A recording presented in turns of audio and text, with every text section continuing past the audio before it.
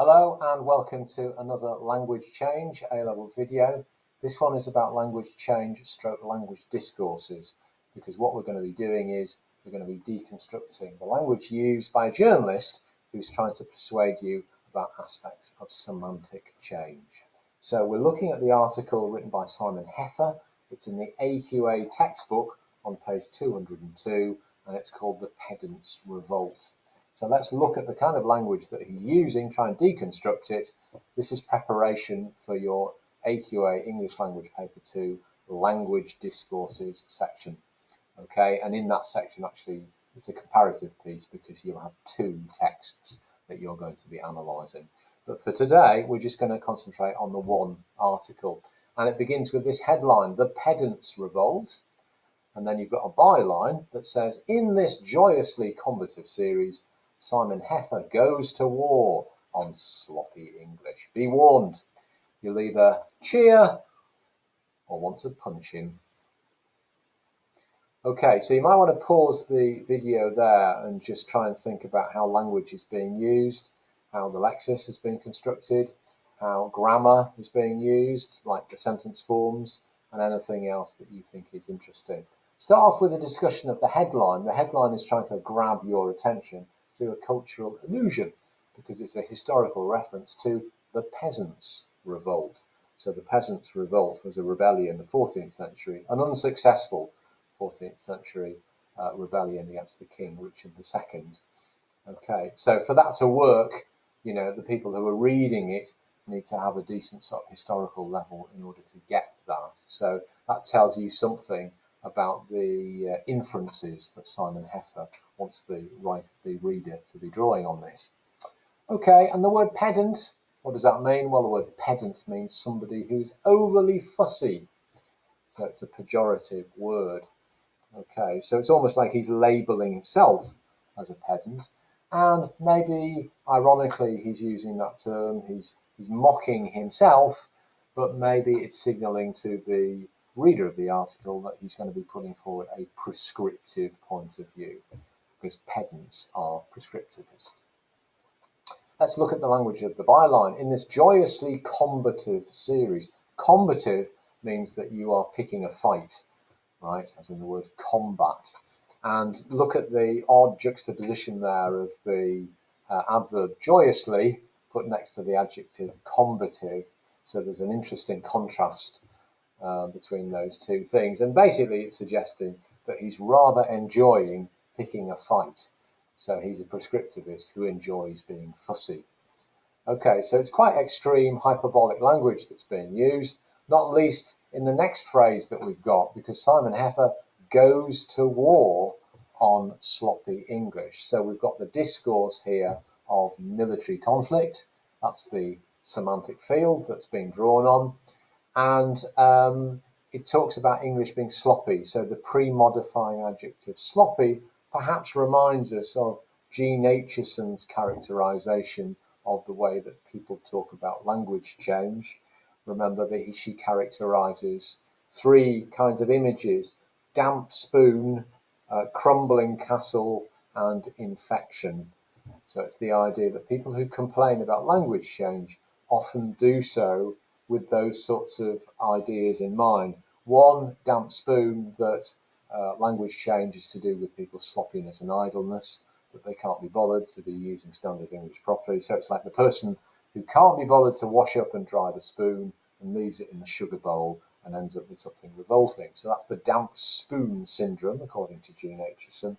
You've also got the crumbling castle idea. This is the notion that English at one time was perfect and ornate, and look at what's happening today. It's been desecrated, it's falling to bits, a bit like a castle. And then thirdly, you've got the notion of infection. And so this is the idea that actually British English is the pure form of English, and it's actually being corrupted by other international forms, like, for example, American English. Okay, so when he uses this pre-modifying adjective sloppy, then it reminds us of Jean Acheson's damp spoon analogy. We have a stern warning, a direct imperative here: be warned. Okay, so the writing here is taking on quite quite a strong, authoritative, influential power. You'll either cheer or want to punch him. So this is assuming that the subject that he's talking about is going to evoke a very strong reaction. Either you're going to very strongly, positively support him, or you're going to be averse to his opinion. So we've got the contrast between those two verbs, cheer and punch. Okay, so it's quite an evocative headline and byline that's drawing you in to this discussion. Let's read the beginning of it. Speaking and writing correct English still matters, perhaps more so than ever, because a very large number of people feel that they were taught inadequately at school. Okay, so it starts off with a declarative statement about the importance of speaking and writing. Notice the adjective that's being used to describe his approved English is correct English. So this is the prescriptive viewpoint, that over here we've got this such a thing as correct English, and over here we've got such a thing as wrong English. That's not right. And he's arguing for the importance of it, that it's a very important notion. And in fact, he's saying it's probably more important now than it ever has done in the past. And he makes a vague statement that there are lots and lots of people now who feel that they weren't taught well at school. It'd be interesting to know what kind of evidence he's dredged up for that. So it's a kind of subjective comment, it's an opinion that is stated as if it's a bit of a fact. Second paragraph, for better or for worse, we live in a society where we may be judged not by how we sound, accents are irrelevant, but by how carefully we choose our words and how well we put a sentence together. Okay, so he's substantiating the idea that correct English matters. It's interesting how he's saying that really accent doesn't matter, despite the fact that there is actually quite a considerable body of research which seems to suggest that people's accent does link in with how people are judged. But he's saying it's not to do with accent, he's saying it's to do with your word choice, your lexis, and it's also to do with your grammar, i.e. how well you put a sentence together. It's all very well to tell a young person that he or she can be creative with the English language. However, if he applies for a job or for a higher education, he's likely to be disadvantaged if he misuses words or mangles what he's trying to say. So this is the argument that, good English, correct English, is all about getting you ready for the world of work or for further education, i.e. it has a kind of functional kind of purpose. And he's worried that if you use non-standard forms of language, then obviously your opportunities are going to be severely restricted. And so he uses, again, the prescriptive of misuses, and he uses the highly emotive material verb mangles. Okay, so it's quite an emotive, physical, material verb showing his disapproval of some forms of language. It would probably be impossible to record every act of violence done to the English language, but these common mistakes are at least a start. So he's continuing on with the semantic field, that discourse of conflict here, talking about an act of violence. Interesting noun phrase that's being used. Interesting, isn't it, that language is a tool of communication, contact and linkage between people, and yet here it's being described as something that does you physical harm. So the framing of the debate is interesting, and it's positioning you to agree with that very prescriptive viewpoint. And he's now going to talk about some of these so-called mistakes, which kind of implies that there is only one right way of using English. Able. Only living beings are able. To say that this key may be able to open the door is wrong. A man may be able to open the door using the key, or the key may unlock the door. Okay, so he's now going to go through the alphabet and give us individual lexical items which he thinks people are using in an inappropriate way. Notice his use of the copular verb. Only living beings are able. So the copular verb is the verb to be, and it states things in an unequivocal way. There are no modal verbs here, like may or might. There's no modifying, like perhaps.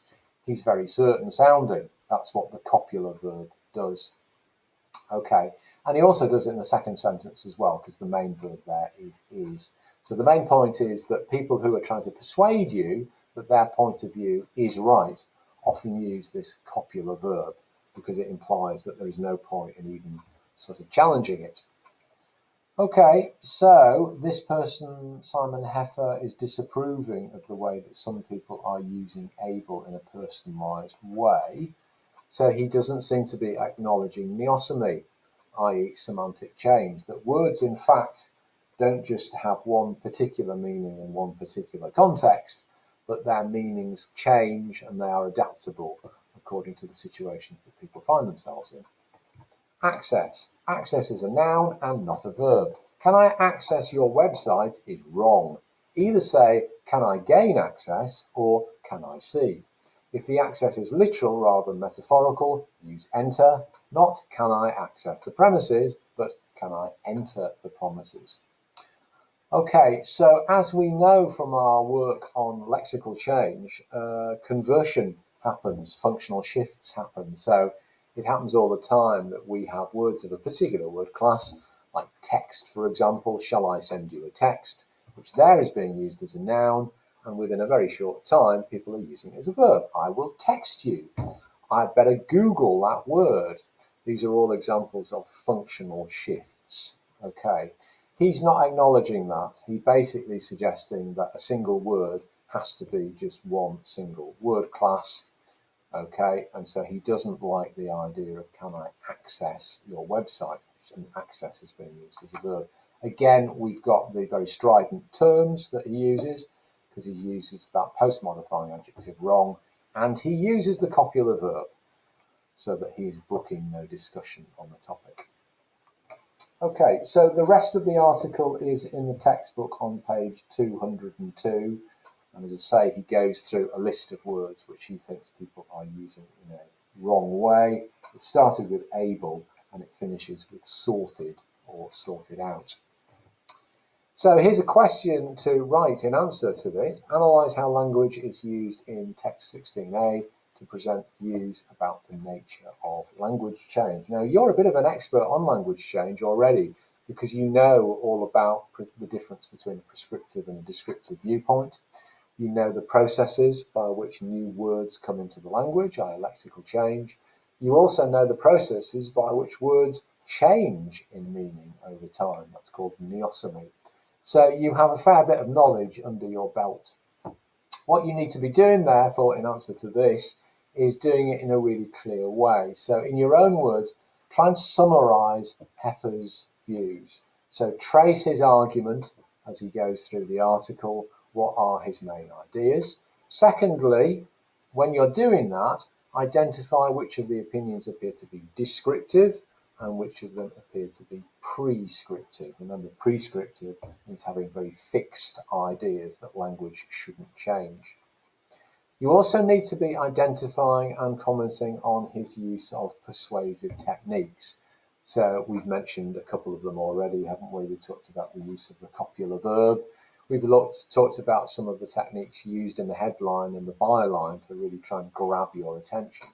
So focus in on the different language levels there. Don't just focus on words, i.e. lexis, but also think about discourse, i.e. the patterns that are going across the text, and also think about grammar as well. And also evaluate the effectiveness of the text in achieving its purposes for its target audience. So what is the main function of this piece? Is it just to persuade, or is it to argue, or is it actually to entertain as much as to do those other things? And think about its implied audience, its target audience, because this is written in 2014 for the Daily Mail. So if you don't know about the Daily Mail, do a little bit of research about that publication and find out what is the kind of target demographic and what's the kind of political bias of that newspaper. Okay, so here are some possible topic sentences that you might use in order to deconstruct the language of the article. Heffer presents some dogmatic, which means very certain, dogmatic viewpoints about semantic change. Okay, so there what you're doing is you're summarising Heffer's viewpoints. Heffer's viewpoints are consistently prescriptive throughout. Okay, so that one's doing that. Heffer draws upon a range of persuasive techniques to influence his reader. So that's that one.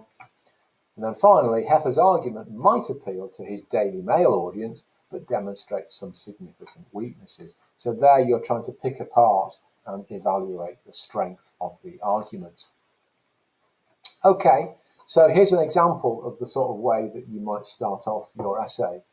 This is an analysis of the headline and the byline. So the text's opening uses dramatic humour and pragmatics to engage the interest of the Daily Mail reader. The headline, now notice incidentally that you've got your first sentence there, which is your topic sentence. So if you're going to get an A or an A star in your essays, then you've got to be guiding the reader. That's what it says in the mark scheme. Excuse me while I get the light back on. Put the money back in the meter. So you've got a topic sentence at the beginning, a discourse marker that tells us that this paragraph is all going to be about the text's opening. Sentence 2. The headline acts as an ironic reference to the Peasants' Revolt, a medieval rebellion against authority, representing Heffer's confrontational stance. The use of the pejorative common noun pedant, meaning an overly fussy person, suggests a certain level of self-mockery, indicating that his strident views are perhaps not to be taken too seriously. So there's a bit of close analysis going on there, just on those 3 words on the headline. And wherever you've got the opportunity, try and show off your knowledge of AO1. So in this case, the word pedant, I'm labelling that as a pejorative common noun. Okay, so even if what you're saying isn't necessarily such a high level point to make, the very fact that you've labelled the word, that will certainly score you AO1 marks. The byline employs dramatic phrases from the semantic field of conflict.